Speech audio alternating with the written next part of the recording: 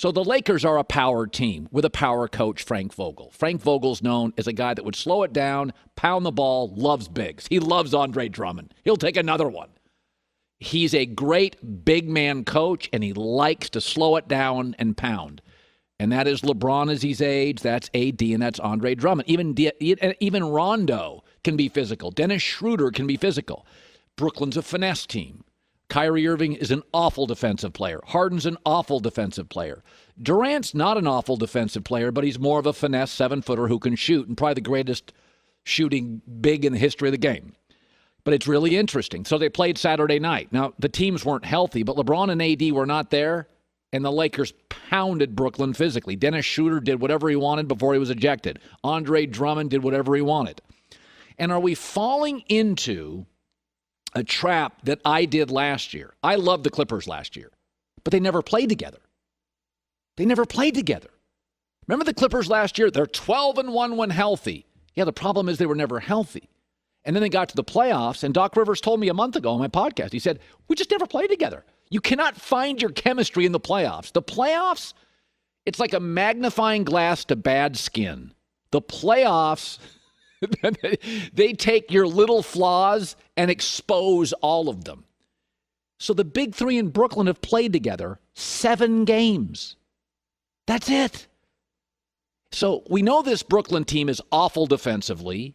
They just got Blake Griffin and LaMarcus Aldridge. Those guys don't play defense either. Kyrie doesn't. Harden doesn't. KD can, but you don't want KD grinding it on the defensive end. He's a great closer in the game.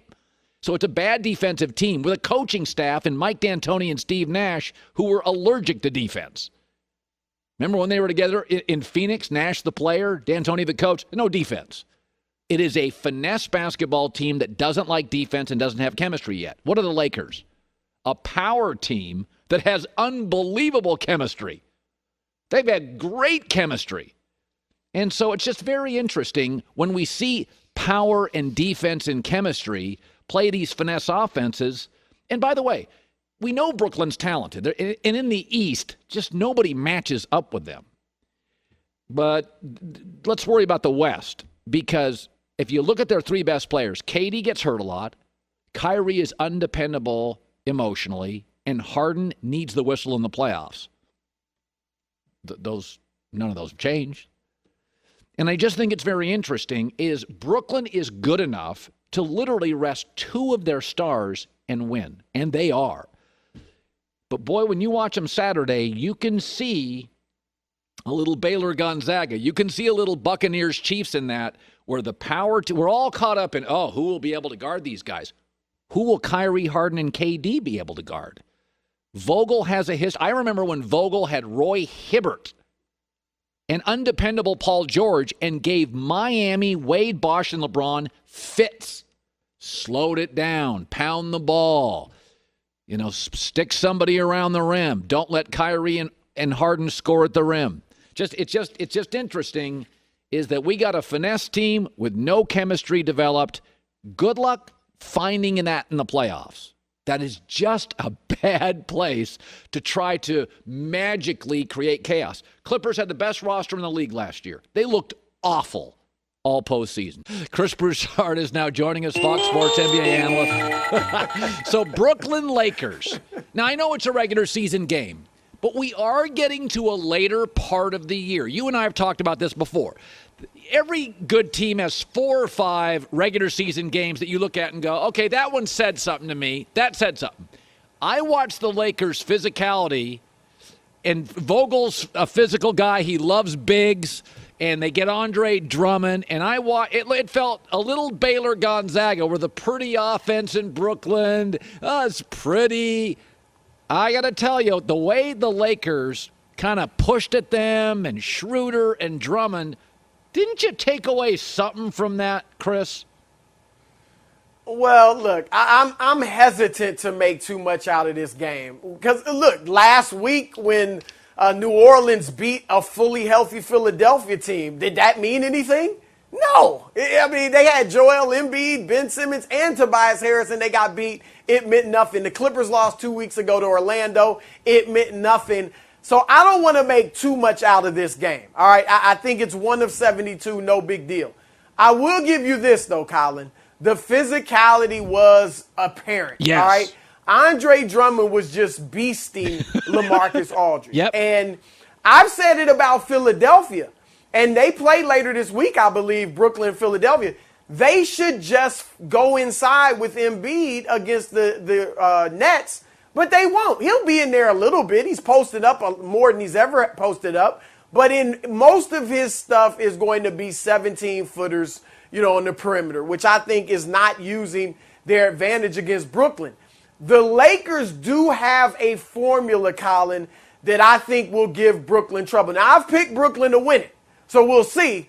But I do think the Lakers have a formula that'll give them problem, and that's Drummond inside, and that's LeBron controlling the tempo, not letting it get too fast, controlling the tempo with the ball in his hands, and then they have that excellent defense. So turn it into a physical, nasty game, and Brooklyn doesn't want any of that. Brooklyn's the pretty boys. They want to shoot threes and dribble the ball like Marcus Haynes with Kyrie and all that stuff, right? If it gets tough and nasty, they really don't want any part of that. Here's the challenge for the Lakers, though, Colin. LeBron and AD really haven't played a lot with a dominant inside player, right? True. LeBron usually likes the floor spread. AD, even though he doesn't want to be the 5, he doesn't necessarily want somebody in there clogging up the middle. So they need to adjust to Drummond as well. There's some people think when they come back, he'll only play 25 minutes. Well, I think you want those three playing together, but it'll be an adjustment for them, just like Brooklyn has to adjust with its top players. By the way, Lakers have won 5 of 8 without AD and LeBron, so give Frank Vogel and that staff some credit. They have adapted very well. He's a good coach. Yeah. Yes. Listen, very good coach. In the NBA, you don't have players, you don't win games. Spoelstra, by the way, Eric Spoelstra, we both love. LeBron left for a couple years. He didn't win. Then he got Jimmy Butler. Then he won. Got to have players. It is interesting in the West where I think we both agree that Portland feels too small and they don't have the wing defender. Same with Utah, although I like Utah. I think Denver is a 6. I think Denver pushes the Lakers. You like the Clippers, Lakers. Why do you think the Clippers match up so well? Now, I do like Denver. I'll give you that with Aaron Gordon. I mean, they got hammered last night by Boston. It happens. But they're 7-1 with Aaron Gordon. He's a nice fit. So they've gone up a notch in my view. But I think it's the Lakers and the Clippers as far as the two best teams. Because the Clippers have all the things. There were 3 areas I wanted improvement in from them. And I've seen them. Number one, defensively, most of the season, they were like middle of the road defensively, which was ridiculous when you have Paul George and Kawhi Leonard, not to mention Pat Beverly, Serge Ibaka, guys like that. Since the All-Star break, Colin, they've been a top 5 defense in the league. So I've seen the improvement on that end. That is huge. Then you bring in Rondo. What did they need? Leadership from a player standpoint. He gives you that, right? So now Kawhi doesn't have to be something he's not, which is the leader. He just wants to go out there and play. He can do that now. Paul George isn't the leader. Now it's Rondo, and you've even seen Paul George talk about that. Yeah. The third thing was they were bad in the clutch down the stretch of games.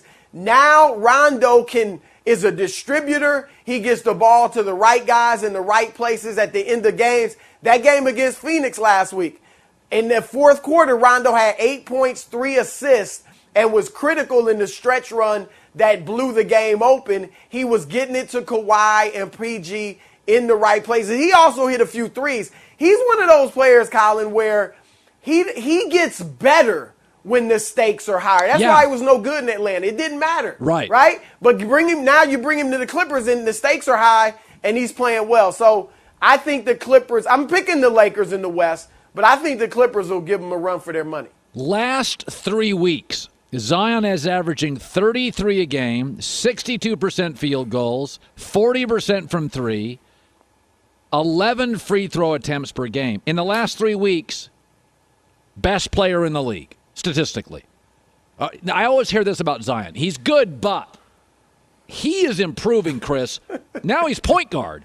I mean, I think people have to look around. He is, not only is he good, he's getting better at everything. He's adapting fast. Well, his ball handling skills, and I know I talked to some people in New Orleans before the draft, and they thought that he could be like a ball handler. They weren't calling him a point guard, but they were saying, look, this guy, he can lead the break, he can handle the basketball, he can pass. So they saw this already, and he's not a true point guard, but what you see, Colin, when you watch him, it's the variety of ways in which he's getting it done, especially for a guy that doesn't really shoot jumpers. So he's bringing the ball up the court and he's going downhill. Nobody can stop him. He's getting it on the wing. He's getting it on the elbow. He's on the post. He's in the dunker spot under the basket. He's in the corner at times. He's in transition. Like, he is scoring in all types of ways. That's the first thing that's standing out to me. The second thing is that, as you said, as much as he's improved in these other areas, Colin, he's got so much more room for improvement. He's not shooting threes. He's not really shooting jump shots. He doesn't rebound that much. He's not defending yet. And so as he improves all of those things, because you need two things for those things. Athleticism, of course, he's got it. Strength, he's got it. Character, so you work on those things, and it's important to you to improve on those. He's got that. So I think he'll get better in those areas. And if he just can stay healthy, and I know he's been healthy this year, so maybe it's not an issue. But if he stays healthy and improves on these things, keeps his athleticism for 10 years, then it's going to be tough to deal with him.